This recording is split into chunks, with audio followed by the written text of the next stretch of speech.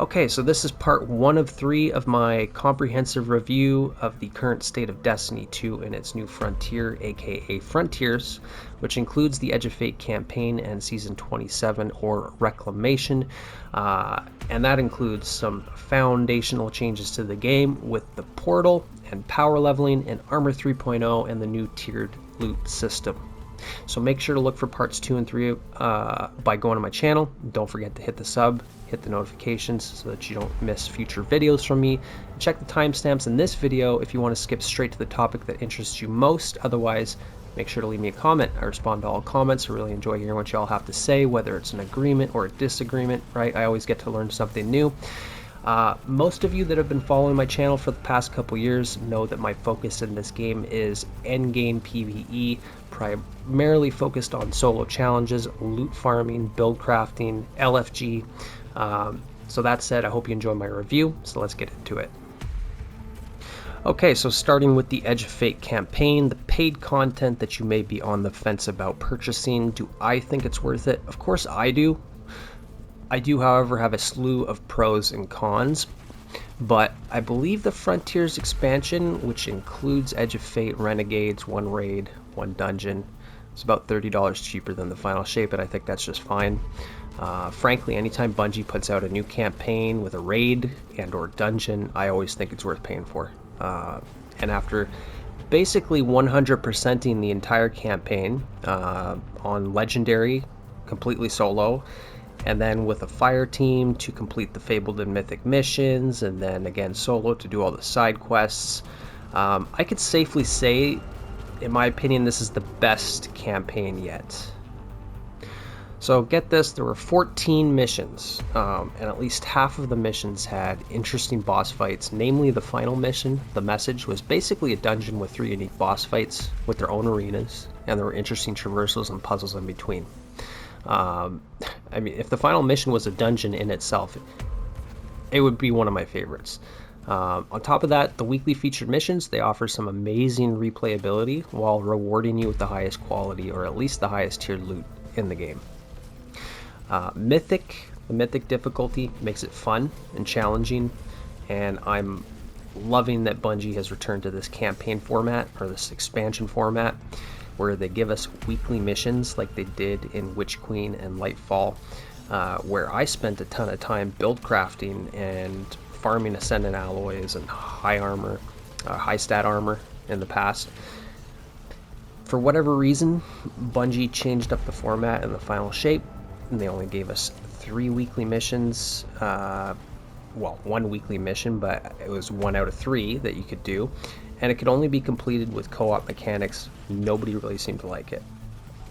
I'm a no mic LFG type of guy, unless raiding, and most people doing LFG are the same, right? I just want to sit on my couch on a Saturday morning with a cup of coffee, play D2 without speaking or listening to anyone. So, I mean, I'll do random emotes with you, but that's it.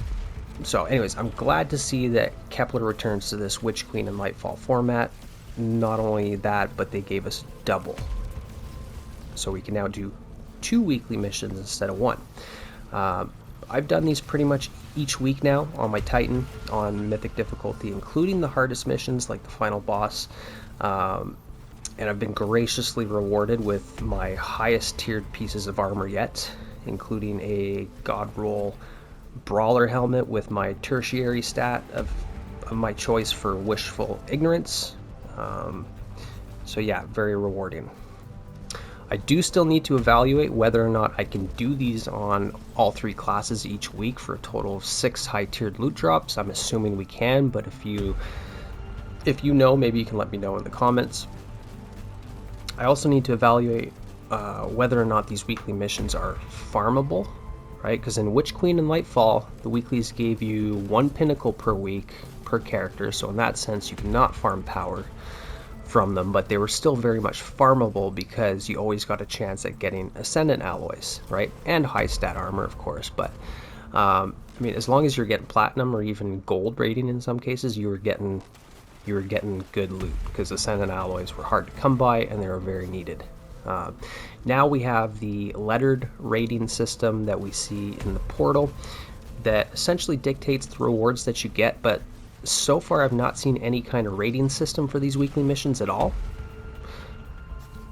You do get chests throughout the missions though, so I'm assuming at the very least you'll get some loot drops that are essentially farmable, even if you cannot get multiple pinnacle drops, right, with the power bumps. I'm just not sure whether or not it'll be like a worthwhile time investment to actually sit there and do on repeat.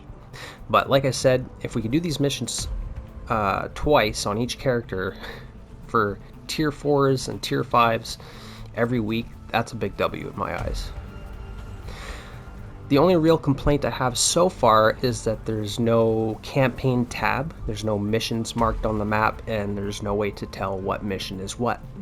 Like in Witch Queen and Lightfall, if I wanted to replay the campaign on Legendary, I could do that by clicking on the campaign icon, and I could load straight into whatever mission I wanted.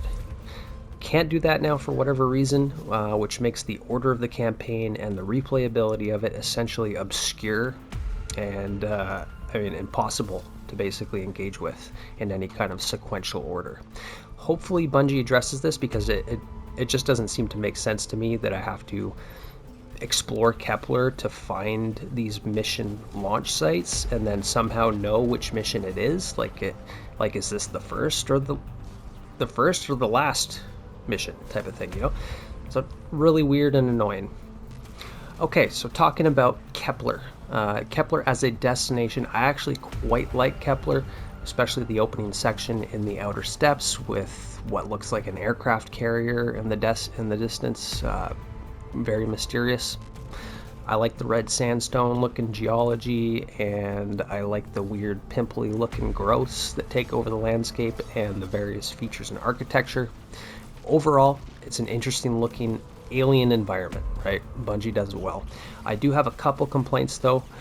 I don't like the claustrophobic areas of the map. I don't like feeling trapped in a dark, dank tunnel, and I really don't enjoy the navigation process throughout most of Kepler, in the sense that a lot of the pathing and the destinations within Kepler are basically gate kept by Matter Spark and Matter Morph and the cannon thingy. Like, I already had to figure all this crap out in the campaign. Why do I have to redo all these puzzles just to do basic exploration? I get Bungie wanted to do something new here, but I just found it annoying. I prefer seeing and knowing where I'm going without feeling trapped in a puzzle, and I found Kepler unnecessarily hard to navigate without a lot of memorization.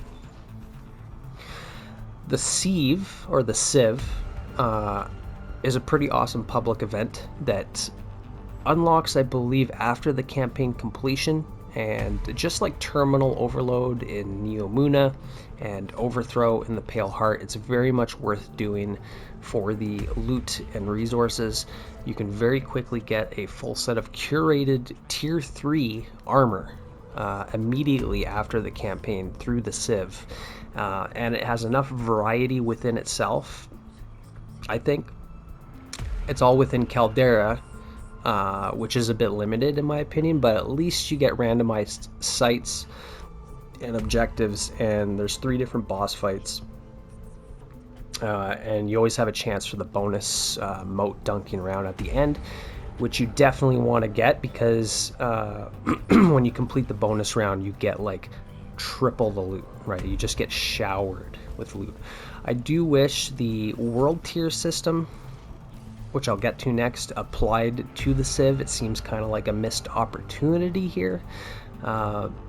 People didn't like that Terminal Overload was too hard, and people didn't like that Overthrow was too easy.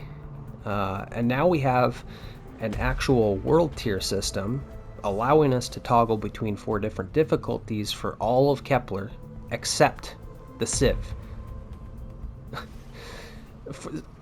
Fortunately, I think Bungie balanced the difficulty well for the Civ. It's just it's basically comparable to the difficulty I felt in the Legendary campaign running it solo, which is fine.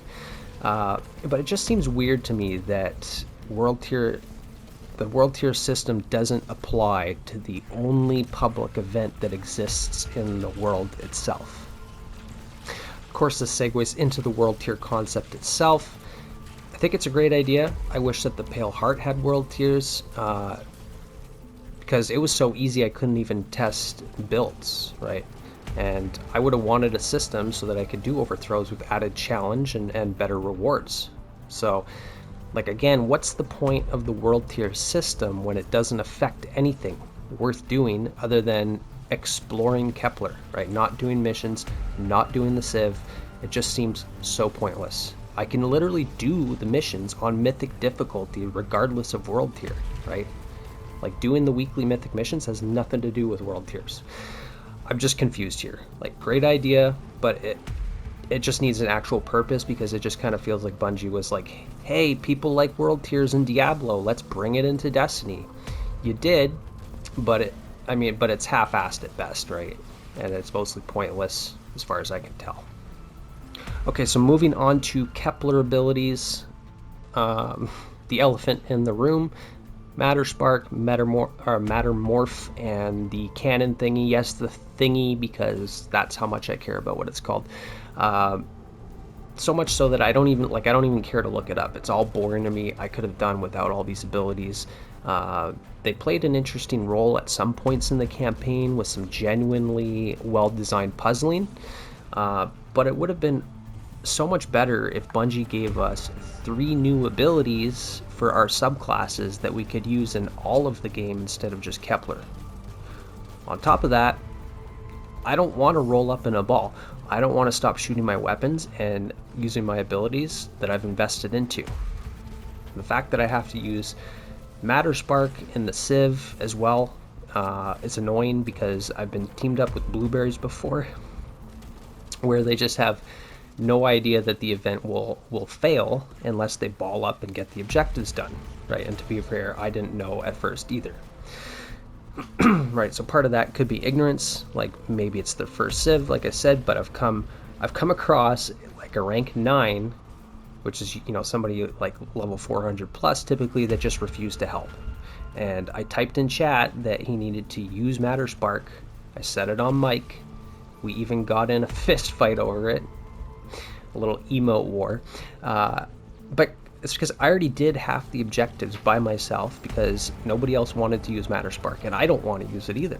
So anyway, I did my half. I stopped and I sat there petting my little cat until they decided to help. Eventually he balled up and did his fair share of helping, but that's just an anecdotal example of why these abilities suck, right? Because you need to use them and people don't want to use them, and then so somebody has to be the dedicated ability user. Also, the Mythic campaign can be partially cheesed just by balling up and getting free amplified, blinding the enemies, or spinning circles around Cyclopses, jolting it to death. Like, I like watching solo flawless Mythic campaign runs on YouTube, and speed runs and that kind of stuff. And when people are balling up because it makes it easier, I just stop watching because it's uninteresting. Okay, so then the raid, as far as Desert Perpetual goes, I have not yet partaken, but the world's first race was a absolute joy to watch, and everything I've seen tells me I'm going to love it.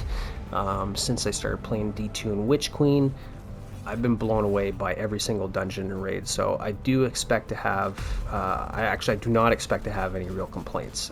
Although, I will say that if the new raid was integrated into the portal, and if I knew that I could do it as part of a leveling process in a similar way to previous new raids or even weekly featured raids, I would have had it on my to-do list on a regular basis. But so far I feel like I need to be leveling, and I have no idea what Desert Perpetual has to offer me at this point in the grind, because it just doesn't tell you. I would rather, and you can't find it either, you have to find Kepler and then find the raid, and then it doesn't tell you what it gives you. I would rather the raid be part of the grind, like a priority to do for the best drops, right? And of course the loot is always good, and I'll eventually farm it, but I would rather level up and loot at the same time, and there's no indication that I can, or at least it's not nearly obvious enough, and it's certainly not in the portal, right? So it just doesn't help me. I don't know what to do. I don't know if I should be doing it or not. As far as I know, I just wait till I'm done leveling and making my builds, and then I go and farm the raid. But apparently people aren't even really playing the raid right now, as far as the numbers go, and it's likely for the same reason as me. Okay, so that's about all I have to offer at this point regarding the Edge of Fate campaign and the raid. Maybe some more thoughts to come down the line, most certainly, but that's going to do it for this part, so join me again in parts 2 and 3. I'll see you over there.